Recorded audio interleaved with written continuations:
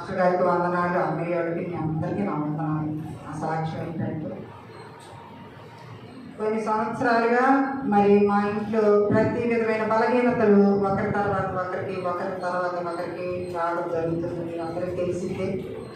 కానీ వాటి నుంచి నేను ఆలోచించి చాలా బలహీనరాలయ్యాను. ఈ మధ్యన కొంత ఆలోచన ఎక్కువైపోయింది.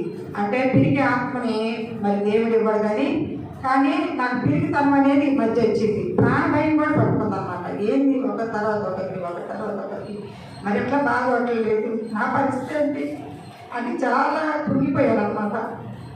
అంటే ఇంతకాలం ధైర్యం ఉన్నాను, అందరికీ ధైర్యం చెప్తున్నాను. మరి ఏదొచ్చినా కూడా దేవుడు నిలబెట్టుకుంటున్నాడు. కానీ నా విషయంకి వచ్చేసేసరికి ఒకరోజు నైట్ గుండె నొప్పి వచ్చింది. 2 వారాలు అవుతుంది. ఆ గుండె నొప్పి వస్తే నాకు చాలా భయం వేసింది. ప్రభా నన్ను బతికిస్తావా నాయన, ఎందుకంటే ఈ క్షణంలో ఏ నొప్పి వచ్చినా నన్ను బయటకు తీసుకెళ్ళేవారు కూడా ఎవరు లేరు. మరి ఎవరు రావాలన్నా టైం పట్టింది. నేనంటే ఎవరికైనా చేస్తా, కానీ నా దాకా వస్తే నాకంటే ఎవరుంటారు ప్రభా, నీవే కదా, ఈ నైట్ అసలు బతుకుతాను అదేవా అని చెప్పి చాలా ఆలోచనలు నాకు.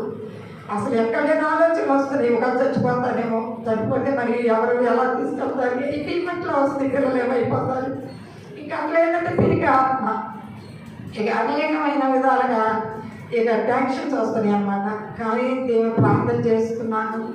మరి మాస్టర్ గారికి చేయలేదు, హరీష్ చేశాను. చాలా అదరైతే అయింది. ఆ టైంలో అబ్బాయి చేస్తే మళ్ళీ అప్పుడే పడుకుంటారు కదా, ఎందుకు ఇబ్బంది పెడతామని ఇట్లా ప్రార్థన చేసి దేవుడే నీతో మాట్లాడతారు. అదిగా మీరు టెన్షన్ పడద్దు, దైవ సేవకులు నీ బిడ్డలే నీతో మరి ఆ బిడ్డలే నీతో మాట్లాడతారు, నువ్వు ఏ విషయంలో కూడా నువ్వు టెన్షన్ పడకు, తగ్గిద్దని మరి ప్రార్థన చేశాడు.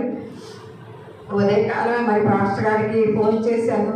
చిన్న ఇది పరిస్థితి మరి నా పరిస్థితి ఏంటి, నాకు ఈ ప్రాణభయం పట్టుకుంది, ఆందోళన అయిపోతున్నాను. ఏదో ఒక సంవత్సరం 6 నెలలకి వస్తే ఊపిరి పెద్దదే వస్తుంది, తట్టుకోలేని పరిస్థితి అయిపోతుంది. ఇప్పుడు నా విషయంలో నా ఆరోగ్యం కొంచెం బాగాలేదమ్మా, మరి ఇది పరిస్థితి అని చెప్పినప్పుడు ప్రార్థన చేశాడు. ఏం కాదండి, ప్రార్థన పెట్టుకుందాము, నీకు భయపడద్దు, నీకేం కాదు, నువ్వు ప్రార్థన చేస్తానని చెప్పి ఫోన్లో ప్రార్థన చేశాడు.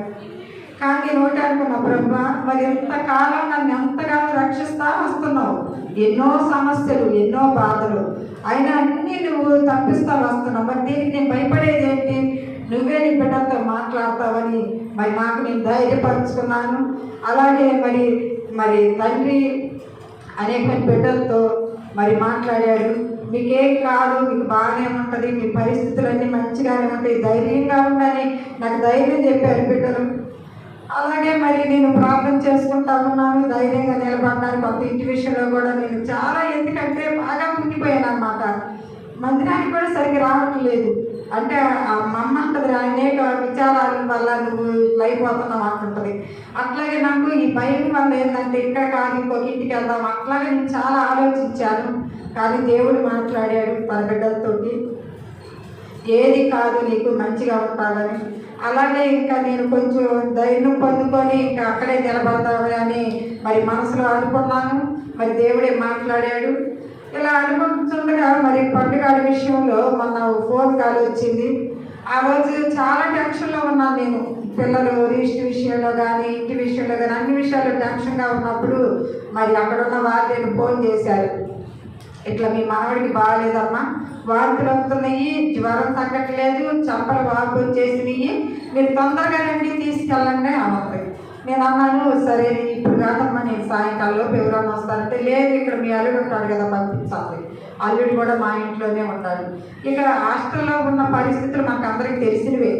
మనం ఎట్లా ఆలోచిస్తాం, ఇంకా ఒక పిల్లోడు ఎక్కడో ఉన్నాడు, వాడికి ఎట్లా ఉందంటే చాలా ఆలోచనలు. నేను వెళ్ళేదాకా ఉంటాడా ఉండడు, అసలు ఏ స్థితిలో ఉన్నాడు, ఎలా ఉన్నాడని నాకైతే 100 ఆలోచనలు వచ్చి ఏడు ఆగటం లేదు, మనసు నెమ్మది లేదు. ఇంకా కారు మాట్లాడుకొని వెళ్ళిపోయాను. ఒక కారులో వెళ్తున్నానే కానీ వాడు నేను వెళ్ళేదాకా ఎట్లా ఉంటాడు, అసలు ఏ స్థితిలో ఉన్నాడు. హాస్టల్ ఆ పిల్లలు నన్ను పడేస్తారు, వీళ్ళు క్లాసుల్లో ఉంటారు, ఎవరుంటారు మనలాగా మన బిడ్డల పక్కన అని చెప్పి నేను ఎంతో అసలు టెన్షన్ అన్నమాట. మంచి నిలబడి నోట్లో పోసుకోకుండా టెన్షన్ తెలియాను. అక్కడికి వెళ్ళాక క్లినిక్ తీసుకెళ్ళారంట, జ్వరం తగ్గలేదంట, పిల్లోడు కావాలి. వాళ్ళు అక్కడెక్కడ ఎదుగుతున్నారు, ఇదేంటి అక్కడెక్కడ. ఇప్పుడు హాస్టల్లో చాలా వరకు యూట్యూబ్లో చూస్తున్నాం, పిల్లలు కనబడకపోవడం ఏంటని ఆ 50 గంటలు అటు ఇటు తిరిగాము. తర్వాత వాడు క్లాస్లోనే ఉన్నాడు. మరి పిల్లోడిని మాకు అప్పు చెప్పారు, నేను తీసుకొచ్చుకున్నాను. మరి అన్ని పరీక్షలు చేయించినప్పుడు వాడికి టైఫాయిడ్ జ్వరం అని పరిస్థితులు అని అన్నారు. కానీ దేవుడు మేలు చేసి ముందుగానే మనకి అట్లా మనకి ఫోన్ చేయించాడు. ముందుకే మనం ఏం చేయగలం మనకు తెలియదు కదా. కానీ దేవుడు అద్భుతంగా మరి వారం రోజులు మందులు వాడాము, అన్నీ అయినాయి. మనం టెస్ట్ చేపిస్తే పరిస్థితులు లేవమ్మా, టైఫాయిడ్ జ్వరం కూడా తగ్గిపోయింది, ప్లేట్లెట్స్ కూడా చాలా బాగున్నాయి, ఏం లేదు అంతా మంచిగా ఉందని అన్నారు. అదిగో మన ప్రసాద్ ఉన్నాడు కదా అబ్బాయి, అక్కడికి కూడా తీసుకెళ్ళి చూపించారు. చూడమ్మా మరి ఏంటి పరిస్థితి అని. లేదమ్మా మా మంచిగానే ఉందని అన్నారు. మరి దేవునికి వందనాలు. ఇంకో విషయం ఏంటంటే నాకు కొలెస్ట్రాల్ విషయంలో 400 ఉన్నాయి అంట. మరి నాకైతే తెలియదు, కానీ నాకు ఈ మధ్య చాలా ప్రాబ్లమ్స్ కనిపిస్తుంది. అదే గుండె నొప్పి రావటము, ఈ చెయ్యి ఇట్లా స్వరిసి లేకపోవటము, ఇవి చాలా బలహీనతలు నాకు కనిపిస్తున్నాయి. కానీ ఇవన్నీ మరి మనకి ఆర్ఎంపీ డాక్టర్ వస్తారు కదా, అతనికి చెప్తే కొలెస్ట్రాల్ కొంచెం టెస్ట్ చేయించుకోమంటే టెస్ట్ చేపిస్తే 400 ఉన్నాయి అన్నమాట. కానీ ఇవి మంచిది కాదని చెప్పారు. కానీ దేవుడి మీద భారం వేసాము. దేవుడే మరి ఇన్ని చేసిన దేవుడు ఆ కార్యం కూడా మనకి చేస్తాడు. మంచి ఆరోగ్యము నా కొరకు ప్రార్థన చేయండి. మంచి ఆరోగ్యం కొరకు, నా మనవుడి కొరకు, నా బిడ్డల కొరకు మీరందరూ ప్రార్థనలు పెట్టండి. మరి చిన్న సాక్ష్యం దేవుడు దీవించిన గాక. మరి మంచి ఆరోగ్యం ఇవ్వాలని మీరందరినీ కోరుకుంటున్నాను. నేను దేవుని కూడా కోరుకుంటున్నాను. చిన్న సాక్ష్యం దేవునికి మహిమ కలుగును గాక. హల్లెలూయా. దాసురాలు ఇచ్చిన సాక్ష్యం బట్టి తన వ్యక్తిగత అనుభవాల్లో ఎదురైన బలహీనత వల్ల కానీ, వారి మనవడు నెహెమ్యా విషయంలో కానీ ఎదురవుతున్నటువంటి సమస్యలన్నింటిలో ప్రభు తోడుగా ఉండి తనలో ఉన్న తిరిగి తన కలిగిన ఆత్మను దేవుడు పారదోలును గాక. ఆమేన్. దేవుడు దైవికమైనటువంటి ధైర్యము, ఆరోగ్యాన్ని ఇచ్చి పూర్వపు స్థితిని దేవుడు మరలా ఇచ్చి నెమ్మదిని ఇచ్చి ఆ కుటుంబాన్ని దేవుడు తన ఉన్నతమైన కృపలో కాపాడి నడిపించును గాక. అవసరానికి ఇచ్చిన నెమ్మది, క్షేమాన్ని బట్టి 2 చేతులు పైకెత్తి స్తోత్రం చెల్లిద్దాం. స్తోత్రం, స్తోత్రం, స్తోత్రం, స్తోత్రం. హల్లెలూయా. ఇంకెవరైనా ఉన్నారా? దేవుడు